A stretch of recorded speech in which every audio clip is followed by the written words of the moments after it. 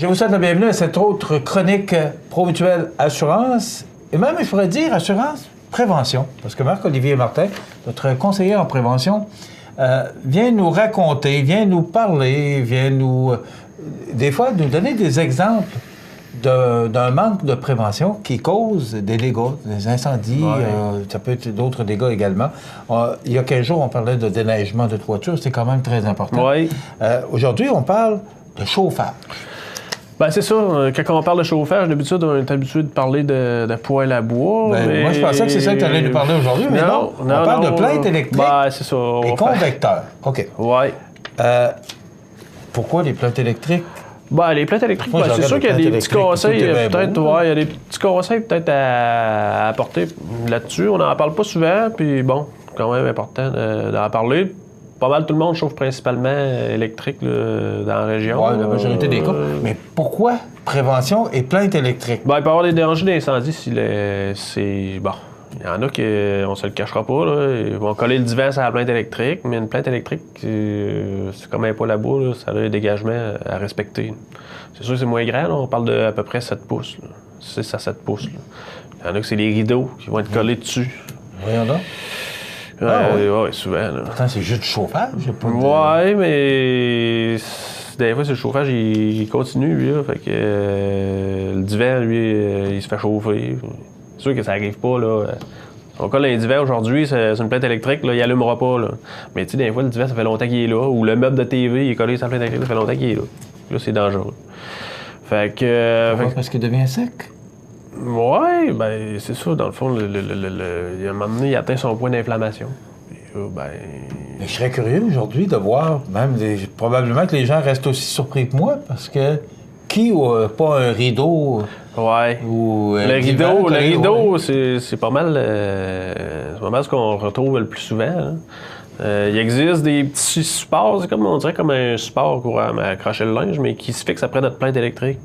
Fait que lui, il vient tasser notre rideau, dans le fond, pour pas qu'il soit collé direct. Mais c'est plus ou moins efficace parce que, bon, le rideau se ferme à un moment donné, puis là, bon, il passe par-dessus le support. Bon, le rideau est encore collé à plat après. Fait que c'est d'avoir toujours gardé au moins 6 pouces, 6 à 7 pouces, là, autour de la plainte, de dégagement.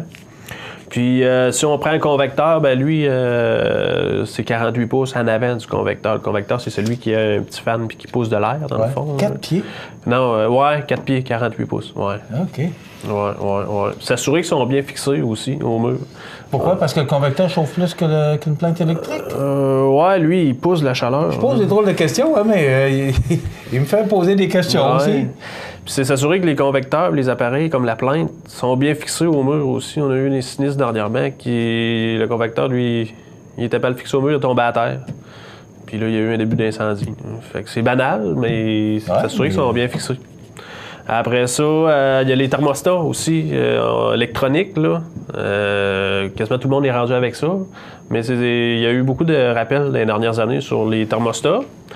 Il y en a qui causaient des incendies, fait que c'est de regarder avec notre numéro de série, dévisser notre thermostat, puis regarder le numéro de série qui est en arrière, faire une recherche sur Internet, savoir s'il y a un rappel sur le thermostat.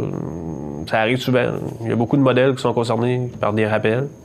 Fait que là, c'est d'aller chez la place où on l'a acheté, puis eux autres, ils font le lien avec le fabricant pour savoir si le remboursement, ces affaires-là, là, mais au moins regarder s'il y a un rappel dessus. OK. Mais quand on achète ça en magasin, quincaillerie, c'est supposé être homologué? Oui, mais par après, il arrive des sinistres. Fait que là, il y a comme un répertoire. Là. Fait que là, le fabricant va lancer un rappel. Fait que là, des fois, c'est ça. OK. Pour le thermostat, oui, c'est ça. Les plaintes électriques, c'est de ne pas les peinturer non plus. Il y en a qui vont peinturer ça, il y en a qui vont peinturer le mur, vont peinturer la plainte en même temps, mettre ça au goût du jour, mais non. Parce que là, la plainte électrique, elle va perdre sa garantie.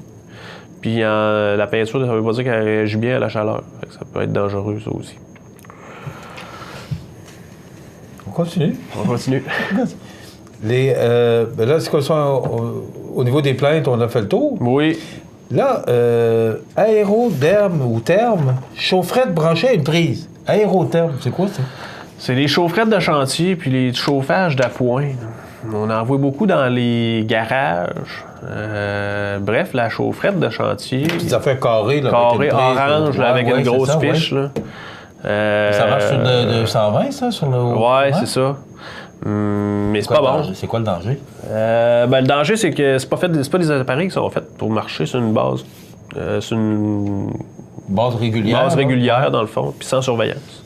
Mais dans le fond, ça va être bien bon pour le moment qu'on est là. Mais si on n'est pas là, ben là, c'est de le débrancher. Il y a eu des problèmes dans les dernières années que, bon, ces aérothermes-là, à force de fonctionner tout le temps, ben il fait défaut, le fan, il va arrêter de virer, le moteur, dans le fond, du fan arrête de virer, l'élément continue à chauffer, il y a un incendie qui se déclare. Des fois, c'est le thermostat de l'appareil qui fait défaut, fait que l'appareil fonctionne tout le temps. Il y a un incendie qui peut se déclarer par rapport à ça. Fait que ça, nous autres, on veut pas d'avoir d'arrêt au terme de chantier. Là, on en voit souvent dans des garages, mais l'hiver passé, j'en ai vu dans des maisons. Fait que le monde, ils mettent ça dans leur maison comme pour aider à fournir à leur système électrique. Et ça chauffe plus aussi qu'une petite... Ouais, puis c'est pas cher, plainte, c'est pas dispendieux. Fait que le monde se retourne vers ça. Puis bon, c'est pas bon pour chauffer sur une base continue. Là. Achetez-vous un convecteur, une plainte, branchez dans votre panneau électrique. C'est mieux fait pour... C'est fait pour chauffer sur une base continue, une plainte électrique. Puis... Il y en a des aérothermes là, qui sont faits pour fonctionner. C'est de regarder avec le fabricant, là, les recommandations du fabricant. Là, on en a déjà parlé quand on a parlé de chauffage à bois. Mais tu tenais... Est-ce qu'on parle de ça aujourd'hui? Oui. Les cendres. Si vous avez un chauffage au bois, les cendres, il faut savoir comment en disposer. Parce que c'est dangereux. Oui, parce que c'est dangereux. Puis là, tu as vécu des expériences. On a une vague, là. On a une vague actuellement là, de sinistres qui est causée par les cendres. Puis c'est bien banal, mais je ne sais pas pourquoi, mais les gens, ils manquent de prudence par rapport à ça. Écoute, moi j'ai un poêle à bois, là. Oui. Bon. J'ai une chaudière de peinture, là. OK. Une vieille chaudière, là. En métal. Qui est à peu près ça l'autre, là. Donc, je mets ça là-dedans. C'est fermé avec un couvercle. OK. Ça, c'est sécuritaire. Puis là, es-tu dehors, cette chaudière-là, ou t'es en dedans? Moi, je la mets dans mon garage. Un garage? Coin, là. OK. Ouais.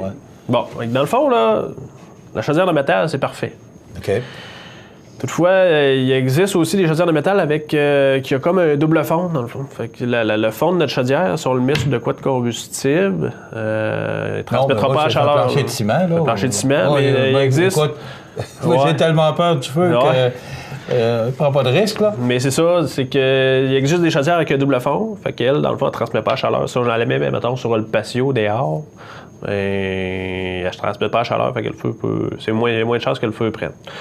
C'est sûr que, quand on sort notre cendre du poêle, avoir une pelle de métal, pas prendre de balayeuse là, pour faire une job propre dans notre poêle, là, ça peut raviver le feu. Là.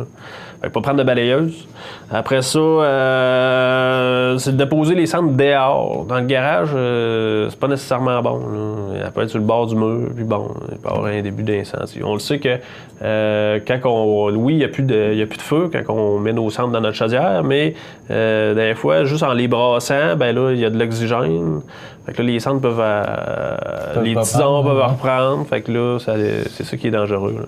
Fait que c'est de les mettre dehors, loin de tout bâtiment, là, loin du cabanon, loin de la haie, loin de tout ce qui est combustible, un peu isolé. T'as un couvercle chez vous, c'est bien correct. Là, mettre notre couvercle dessus. Ou il y en a qui mettent de la neige dans la chaudière. Fait que ça évite que, si le vent se lève, ça évite que les tisons tombent sur quelque chose de combustible puis le feu prenne. Puis aussi, quand on les garde, les cendres dans la maison, là, tout le monde garde les cendres dans la maison. Ils attendent qu'ils refroidissent. Mais les cendres, eux autres, ils dégagent du monoxyde de carbone. Fait que c'est dangereux de s'intoxiquer. Ouais. Ah oui? Ouais. C'est pas juste pour le feu, là. Moi, je t'effrayais tout ce que j'apprends à cette chronique-là. Voyons. Ouais. Ça dégage du monoxyde de carbone. Fait que là, ça peut être dangereux pour les occupants. Fait que c'est pour ça que c'est important de les mettre dehors. Là. En quelques secondes, rapidement, les mettre dans une chaudière isolée. Oui. Avec couvercle. Oui, dehors. Double fond de préférence. Oui. Puis dehors. Dehors. Il n'y a pas d'autre... c'est le meilleur moyen de prévention. Oui. dehors, puis pas n'importe où dehors, le plus loin possible de la maison. Très intéressant. Moi, j'apprends des choses avec Marc-Olivier. Là. Je trouve ça le fun de faire cette chronique-là. Les cendres, J'espère que c'est la même chose ouais, pour vous. Là, les mais... cendres, c'est assez banal. Ouais. Même les rideaux. Qui n'a pas un rideau qui frotte sur une... Il y a des gens, des fois, qui m'appellent, sont bien désappointés parce que là, ils ne pourront pas mettre le rideau à la hauteur qu'ils voulaient, mais c'est ça. Merci, Marc-Olivier. Marc-Olivier Martin, qui est conseiller en prévention chez Promutuelle Assurance. Vous voyez tout ce qu'on vient d'apprendre aujourd'hui. Puis moi, j'en apprends à chaque fois qu'on présente cette chronique-là. Donc, si vous avez besoin d'un conseil, prenez pas de chance. Appelez Marc-Olivier ou ses collègues au 248-7940. Voilà, ça complète pour aujourd'hui. On se retrouve dans 2 semaines. Oui.